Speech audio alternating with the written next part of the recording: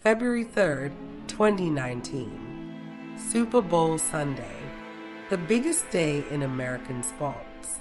And in the middle of it all, ICE arrested 21 Savage, revealed he wasn't American. He was British, had overstayed his visa by over a decade. The internet exploded, memes everywhere, jokes about his accent, his credibility, his entire identity. It should have ended his career, but it didn't. Within months, 21 Savage was bigger than ever, more respected, more successful, more powerful. The immigration lawyer who worked on his case witnessed something during those months that convinced her this wasn't just legal drama. It was orchestrated, planned, a public sacrifice of identity designed to elevate him to a level he couldn't reach otherwise. This is the story of how 21 Savage died and was reborn, and why she believes the arrest wasn't enforcement. It was initiation. The lawyer met 21 Savage in February 2019, right after the arrest. She specialized in immigration law, high-profile cases, celebrity clients. She'd seen everything. But 21's case was strange from the beginning, not because of the facts. Those were clear. He'd entered the U.S. legally as a child in 2005 with a visa.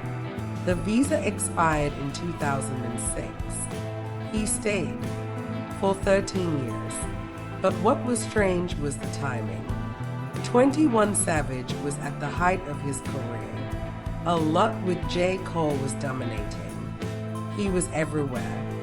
Why would ICE, which rarely goes after celebrities, choose Super Bowl Sunday to arrest the most popular rapper in America? The lawyer smelled something, and the deeper she dug, the more convinced she became. This was theater, ritual, and 21 Savage knew it was coming. The lawyer started building the defense, and she needed to understand 21's story. He'd built his career on Atlanta street credibility, Zone 6, East Atlanta, gang affiliations, violence. His entire brand was rooted in being from Atlanta, being American, being part of a specific culture. And now that foundation was revealed to be false. He wasn't from Atlanta. He was from London, Newham. He'd spent his formative years in the UK, and the lawyer watched the internet tear him apart.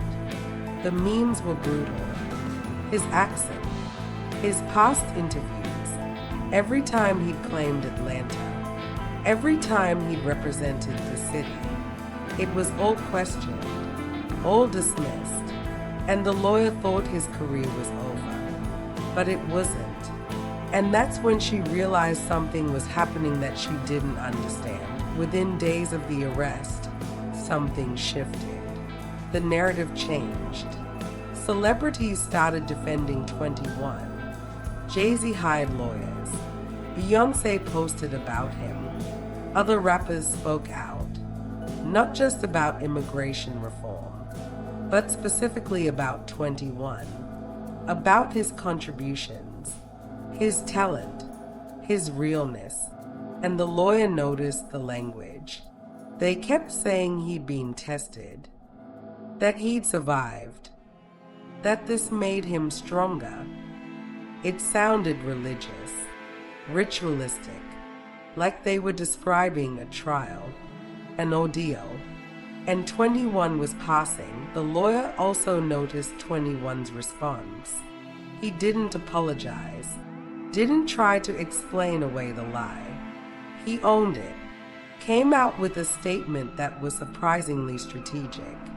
Said he was brought to America as a child, didn't have control over his status, but never pretended about his immigration situation to authorities.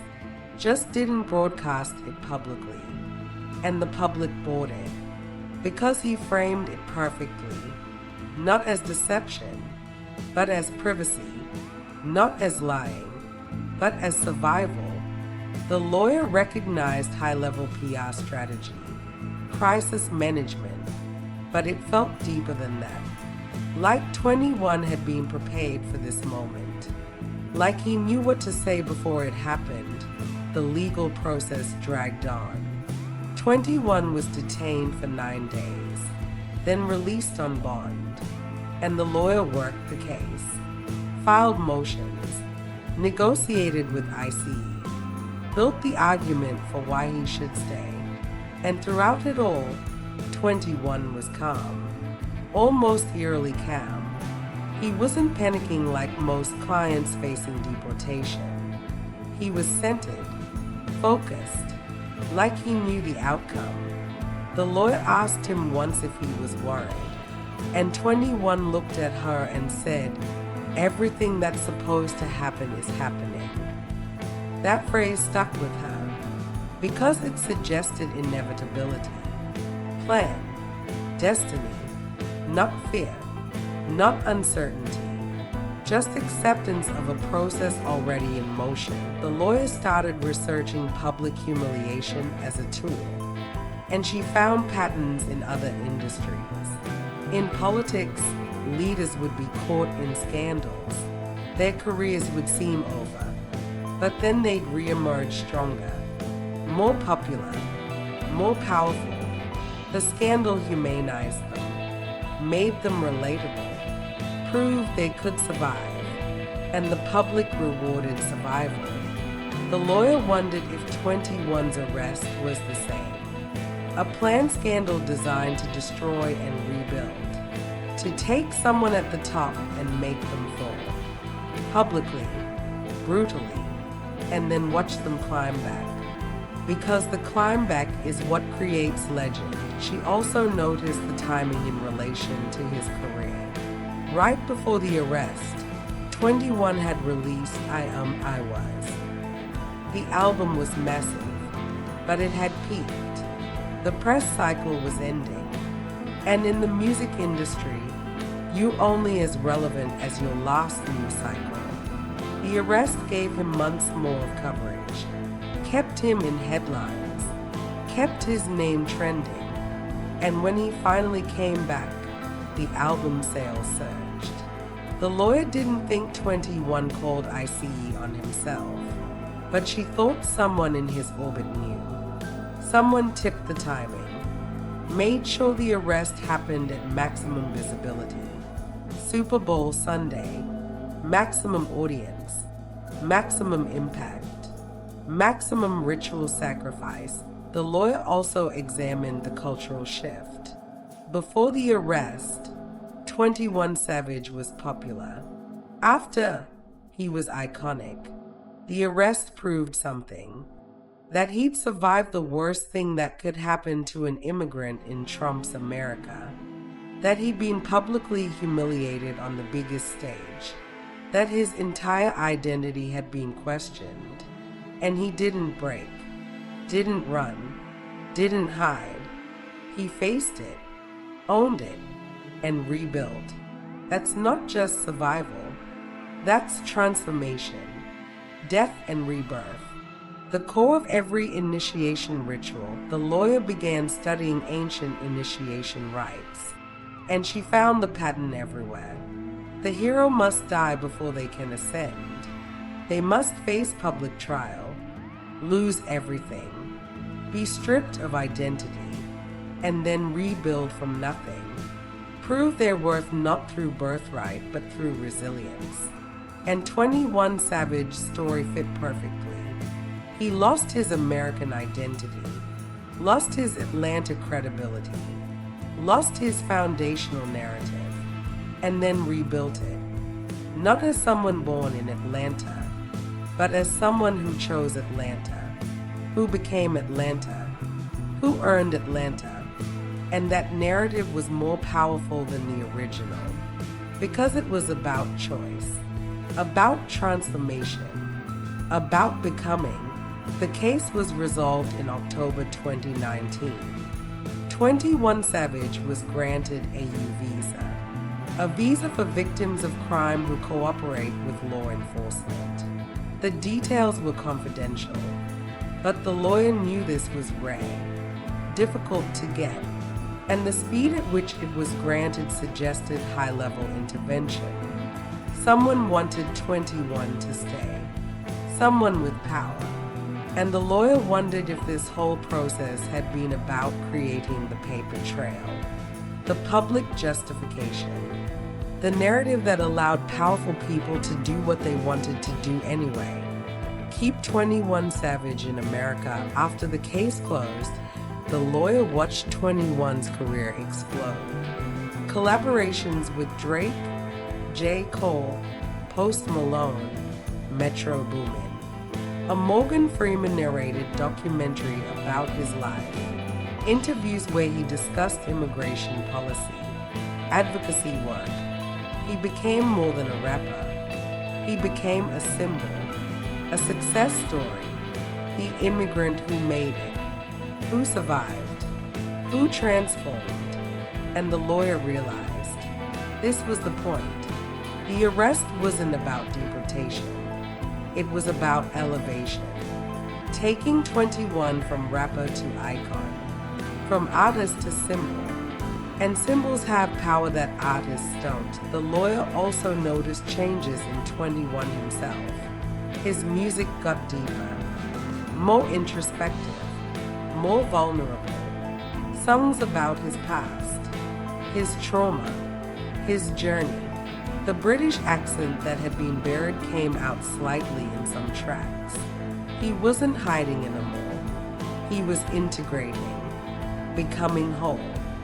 The lawyer recognized this from trauma psychology. After a crisis, if you survive, you either fragment or integrate. 21 integrated. Used the exposure, the humiliation, the crisis, to become more himself, not less, and that suggested preparation, guidance, someone helping him through the process. The lawyer started connecting dots. In hip-hop history, certain artists have public crises that end up defining their careers. Tupac's legal troubles, Biggie's East Coast-West Coast beef, Jay-Z's stabbing incident, 50 Cent getting shot. These weren't just random tragedies. They were crucibles, tests, and the ones who survived became legends because they proved something, that they could handle the worst, that they were built different, that they deserved their position at the top. And 21 Savage's ICE arrest was his crucible, his test, and he passed. The lawyer also examined who benefited. Obviously 21 did, but others too. His label, his management. ICE got positive press for a change, showing they could be reasonable. The politicians who intervened got to look compassionate. The entertainment industry got a redemption story. Everyone won, except 21's dignity, his privacy, his simple right to exist without having his identity made into spectacle. And the lawyer wondered if he'd consented to this, or if he'd been given a choice. Accept the sacrifice or lose everything. She tried to talk to 21 about it once. After the case was closed, asked him if he'd known, if he'd been warned. He just looked at her with those calm eyes and said, "I knew something was coming. You can feel it when the universe is about to test you." The lawyer asked if he was ready. He said, "I was born ready. This whole life has been preparation." And the lawyer understood. 21 Savage had been through too much to be shocked by an arrest. Foster care, violence, lust, poverty. The ICE arrest was just another test, and he'd spent his life training to pass tests, but the lawyer also saw the cost. In the months after, 21 was different, more guarded, more calculated. He didn't trust as easily. didn't speak as freely. The experience had changed him, hardened him, and while the public saw survival, the lawyer saw armor. Thick, impenetrable armor built from humiliation. And she wondered if that was the real sacrifice. Not his British identity, but his vulnerability, his ability to be soft, to trust, to believe people saw him as human and not as symbol or target. The lawyer tracked the long-term effects. 5 years later, 21 Savage is one of the biggest rappers alive. Her loss with Drake, collaborations with everyone, respect from legends, financial success, cultural impact. The arrest didn't end his career. It catapulted it. And the lawyer kept coming back to the question, why? How does a revelation that should destroy credibility create credibility? How does a lie becoming public make you more trusted? And the only answer that made sense was because it was never about truth. It was about narrative, about who controls the story. And 21 Savage and his team controlled the story perfectly. Turned vulnerability into strength, turned exposure into mystique, turned crisis into crown. The lawyer also noticed how other artists referenced it. In lyrics, in interviews, always with reverence. Like 21 had done something significant, accomplished something. Survived was the word they used. But survived what? An arrest that ended in him staying, a revelation that made him more famous. The lawyer realized they were talking about something else, about surviving public destruction, about maintaining sense of self when the world tries to tell you who you are, about refusing to break when everyone expects you to. That's what 21 survived. Not deportation, humiliation. The lawyer spoke with other immigration attorneys, asked if they'd seen similar cases, celebrities arrested for immigration issues, and they said it was rare, very rare. ICE doesn't usually go after celebrities. Too much publicity, too much risk, too many lawyers, which made 21's case even stranger. Why him? Why then? And the only answers were political, make an example, or strategic. Someone wanted this to happen. The lawyer believed both, that ICE wanted the publicity, and that 21's team saw an opportunity, a painful, humiliating, necessary opportunity to cement his legend. By year 5, the lawyer started seeing the pattern in other industries. Athletes exposed for doping who came back stronger. Politicians caught in scandals who won re-election. Actors whose private struggles became public who became more beloved.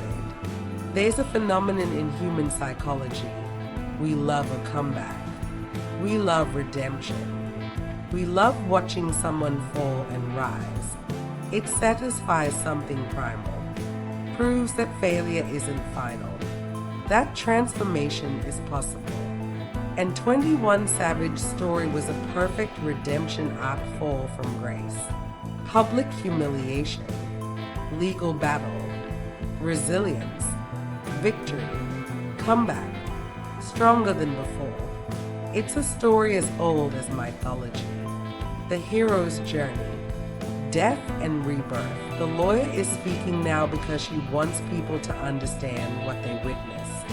When 21 Savage was arrested in 2019, they weren't watching law enforcement. They were watching a ritual, a planned, orchestrated, necessary destruction and resurrection. Whether 21 knew the exact details or just felt it coming, whether his team planned it or just capitalized perfectly, the result is the same. 21 Savage was sacrificed. His identity, his privacy, his dignity, offered up to the public for judgment. And through that sacrifice, he was transformed.